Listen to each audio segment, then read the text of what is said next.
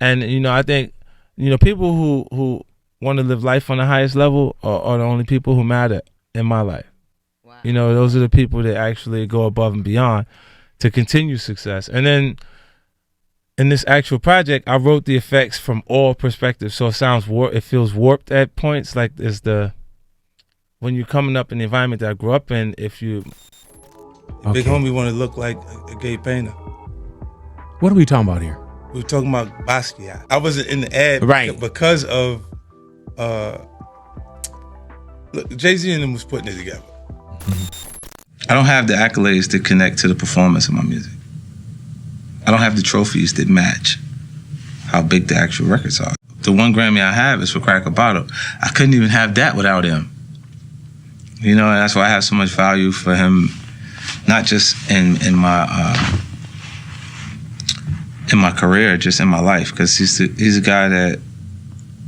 In the golden era of hip-hop, 50 Cent's G-Unit echoed through the streets, a sonic emblem of power and success. The iconic G-Unit call became synonymous with a movement that shook the very foundations of the music industry. But today, 50 Cent has dropped a bombshell. I don't talk to them boys anymore. What happened to the brotherhood that defined an era? From the chart-topping success of Beg for Mercy to a silence that speaks volumes, the journey of G-Unit takes in. Unexpected twist.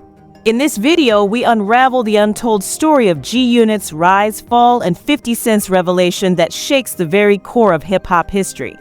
But before we move on, don't forget to subscribe. Now get ready to dive deep. Shall we? Content. G-Unit's origins trace back to the gritty streets of South Jamaica Queens, where the trio of Lloyd Banks, Tony Yayo, and the charismatic leader 50 Cent forged a bond that would redefine hip-hop history. The acronym G-Unit resonated as a symbol of their unity in the guerrilla struggle of the music industry. These weren't just friends, they were architects of a movement. Picture the scene: 3 passionate individuals, their hearts pulsating with the rhythm of hip-hop, grinding relentlessly to make a mark. Amid their unwavering commitment, 50 Cent catapulted into stardom with the release of the iconic Get Rich or Die Tryin'. However, the journey began long before the fame, with 50 and his comrades Yayo and Banks flooding the streets with mixtapes, laying the groundwork for a revolution. As the beats echoed through the city, little did they know that their friendship would evolve into a force that would dominate the hip-hop landscape, leaving an indelible mark on the very fabric of the music industry. G-Unit's mastery of mixtapes was nothing short of prolific, a testament to their grind that goes beyond numbers. According to Wikipedia, a whopping 43 mixtapes bear the G-Unit stamp, but whispers in the hip-hop circles suggest the actual count might be even higher. Interestingly, in 2002 alone, they unleashed 3 gems: No Mercy, No Fear, 50 Cent is the Future, and God's Plan. These weren't just mixtapes, they were sonic canvases painted with passion and determination. One of these mixtapes, Guess Who's Back, became the catalyst for 50 Cent's record deal with Shady Records. Eminem, the rap god himself, caught wind of 50's raw talent through this very tape, paving the way for a joint venture that shook the industry. Signed in 2002, 50 Cent's meteoric rise climaxed with the release of Get Rich or Die Tryin'. The impact was seismic. 50 Cent became the undisputed heavyweight of hip-hop. But he didn't stop there. Riding the wave of success, 50 Cent extended his hand to his comrades, forming G-Unit Records. This wasn't just a label, it was a brotherhood ascending from the streets to the summit of the music world, leaving an indelible mark on the very essence of hip-hop. As G-Unit embarked on crafting their magnum opus, the album Beg for Mercy, fate dealt them an unexpected card. Just on the cusp of recording, Tony Yayo found himself entangled in legal woes, facing charges related to gun possession. Ever the strategist, 50 Cent responded by welcoming a new force into the fold: Young Buck, the rapper who seamlessly filled the void left by Yayo's absence. Although Yayo's legal troubles cast a shadow, his past contributions echoed through the album. Despite the setback, Tony Yayo's presence lingered on Beg for Mercy, his recorded verses immortalized in 2 tracks. However, the album cover depicted a poignant shift: Tony Yayo's absence in the current moment, replaced by an evocative image from the past. The brick wall of the album cover bore witness to the evolution, capturing the essence of G-Unit's journey. Beg for Mercy emerged as more than an album. It became a cultural phenomenon, a sonic time capsule dominating the era.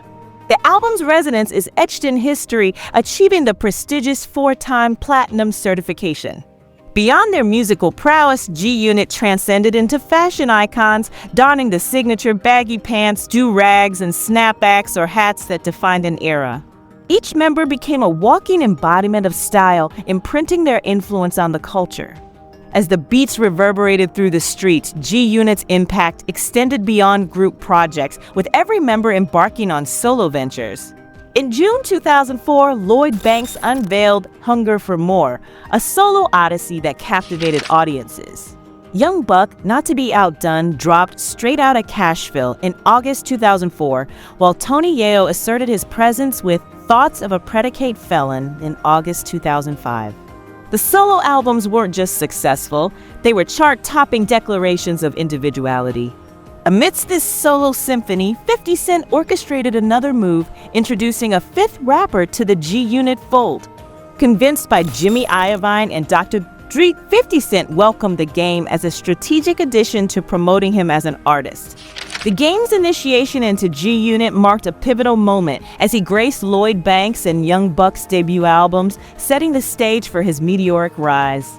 The collaboration birthed hits like How We Do, paving the way for The Game's debut masterpiece, the documentary, in January 2005. During this phase, 50 Cent and The Game initially thrived in harmony. Yet, behind the scenes of G-Unit's triumphs, the seeds of discord were quietly planted, sprouting into a tumultuous chapter. The turbulence began when 50 Cent asserted that he had penned approximately 6 tracks featured on The Game's The Documentary album. Among these were chart toppers like How We Do, Hate It or Love It, and West Side Story. A cloud of contention hung over the credits, with 50 revealing his contribution during interviews, sparking an unexpected feud. The dispute, it seemed, stemmed from a complex web of creative collaboration. 50 Cent claimed to have originated these tracks, only to find some transformed into the final album without proper acknowledgement. He dismissed the issue as a matter of sample clearance, asserting that 50, with his burgeoning empire in television and film, had outgrown concerns about music samples. This marked a turning point in the G-Unit narrative, a clash of creative forces that would reverberate through the industry and alter the course of hip-hop history. As the storm brewed, 50 Cent's nonchalant demeanor added layers to the unfolding drama, leaving fans and industry insiders intrigued by the dynamics within G-Unit's empire. However, The Game remained tight-lipped about 50 Cent's significant contributions to the documentary, failing to acknowledge or credit him for his pivotal role in crafting the album's hits. Instead, The Game dismissed 50's involvement, asserting that all 50 contributions were the words fans heard him utter on the record. As tension mounted, the camaraderie between 50 Cent and The Game disintegrated, leading to visible discord. During the filming of the music video for Hate It or Love It, rumors circulated that 50 Cent, unwilling to share a front seat with The Game, chose the back seat instead. This public display hinted at the underlying fissures within G-Unit. In a shocking turn of events, 50 Cent officially severed ties with The Game during a live radio interview on Hot 97. Succinctly stating, he's gone, 50 Cent urged The Game to cease using the G-Unit name. The aftermath unfolded in a barrage of diss tracks from both sides. The Game, unapologetic, declared, "I messed up G-Unit, clothing, the record company, the whole situation. I put G-Unit in flames, and yeah, he didn't like that." The dissolution of this once unbreakable brotherhood sent shockwaves through the hip-hop community. The rift within G-Unit expanded beyond the clash between 50 Cent and The Game. The Game's scathing diss track, 300 Bars and Running, reverberated through the hip-hop landscape, marking a pinnacle in the intensifying feud. In retaliation, 50 Cent unleashed his verbal onslaught with the diss track, I'm Not Rich and Still Lying, intensifying the lyrical warfare that captivated fans and divided loyalties. However, the internal strife didn't stop there. Another fissure emerged between 50 Cent and Young Buck. Young Buck, once a prominent presence, found himself gradually excluded from G-Unit's mixtapes and songs. MTV Showcases, once a platform for G-Unit's unity, conspicuously omitted Young Buck. Frustrated and seeking resolution, Young Buck turned to the press to air his grievances, hoping for a positive change. Unfortunately, his efforts proved futile.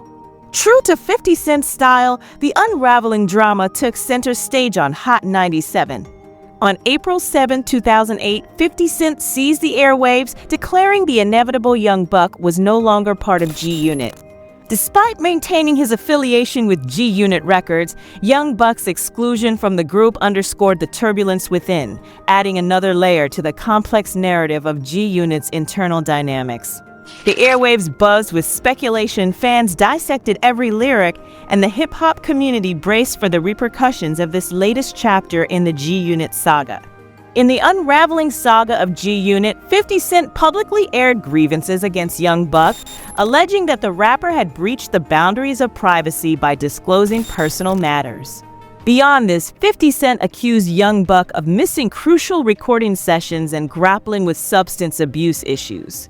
The narrative took a poignant turn when 50 Cent, known for his no-nonsense approach, shared a recorded phone conversation with Young Buck.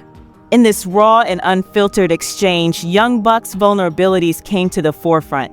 He candidly expressed financial struggles, owing taxes from the previous year and facing imminent financial pressure with the impending tax season.